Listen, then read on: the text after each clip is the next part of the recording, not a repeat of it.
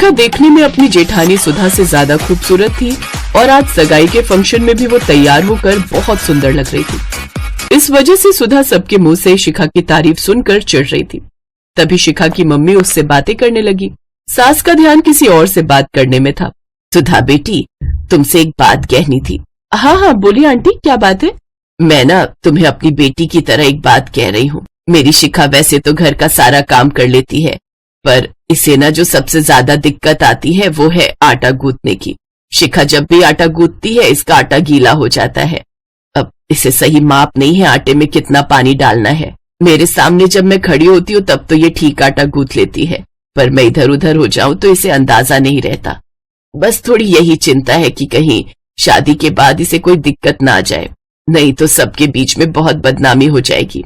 मैं बस इतना कहना चाहती हूँ कि अगर शुरू शुरू में तुम कुछ ऐसा कर दो कि इसे आटा गूंथने की जगह कोई और काम दे दो, तो इसकी बात भी सबके सामने नहीं आएगी, और फिर धीरे धीरे जब ये थोड़ा सीख जाएगी तो फिर तो कोई परेशानी की बात ही नहीं है। बस नई नई जा रही है ना, पता नहीं किसका स्वभाव कैसा है, इसीलिए थोड़ा घबरा रही हूँ। बस आंटी जी इतनी सी बात, आप टेंशन मत लो। शिखा आपसे हमारे घर की जिम्मेदारी है, मैं अपनी छोटी बहन की तरह उसका पूरा ख्याल रखूंगी। शिखा तुम घबराना मत, मैं ऐसा मौका कभी आने ही नहीं दूंगी कि तुम्हें आटा गूंथना पड़े। उसकी जिम्मेदारी मेरी होगी। बस आप अब तसल्ली से शादी की तैयारी कीजिए, मैं बहुत जल्दी अपनी देवरानी को लेने आने वाली हूँ। थैंक यू भाभी, थैंक यू सो मच। शिखा की मम्मी ने तो अपनेपन से सुधा से अपने दिल की बात कही थी, पर सुधा को तो मौका मिल गया शिखा को नीचा दिखाने का। कुछ दिनों बाद शिखा की शादी हो जाती है। शादी के कुछ दिनों बाद जब शिखा रसोई में खाना बनाने में हेल्प करने लगी तो ऐसे ही एक दिन घर में कुछ रिश्तेदार आए हुए थे और बाहर ड्राइंग रूम में सब खाने का वेट कर रहे थे। शिखा की सास कमला, ससुर विनोद और जेठ अनिल भी सभी रिश्तेदारों के साथ बैठे थे। शिखा का पति रोहन अभी ऑफिस से आया नहीं था। कमला, आज तो नई बहू के हाथ की कचौड़ी खाने का मन है। हाँ हाँ जीजी, क्यों नहीं, मैं अभी शिखा से कहती हूँ, वो हम सबके लिए गरम गरम कचौड़ी तैयार कर देगी। शिखा बहू इधर आओ, एक काम करो, आज रात के खाने में कचौड़ी और आलू की सब्जी बना लो। सब मेहमान तुम्हारे हाथों की कचौड़ी खाना चाहते हैं। तुम तो जानती ही हो, नई बहू के हाथों का खाना खाने के लिए सबको बड़ी इच्छा होती है। तुम अपने हाथों से बनाओगी तो सभी रिश्तेदारों को बड़ी खुशी होगी, इससे हमारा मान सम्मान भी बढ़ेगा। बहुत स्वादिष्ट कचौड़ियां बनाना। सुधा एक काम करो, तुम भी शिखा के साथ चली जाओ, उसे कोई जरूरत होगी तो तुम भी मदद कर देना, काम जल्दी हो जाएगा।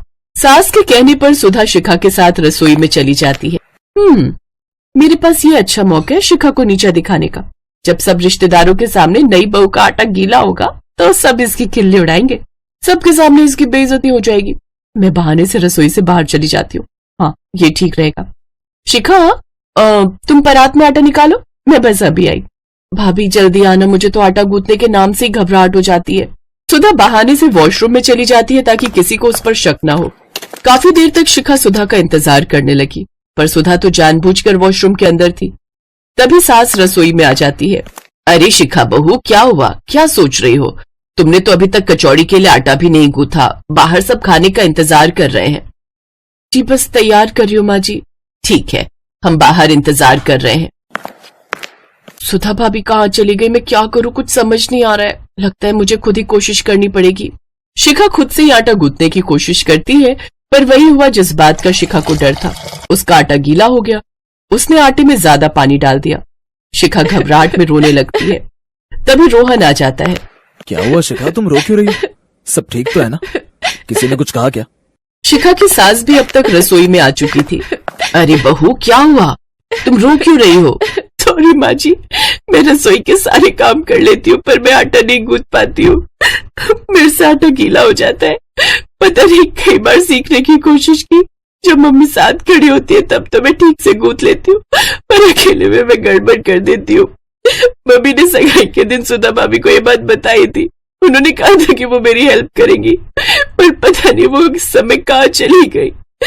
देर न हो जाए तो मैं खुद ही आटा गूंथने लगी।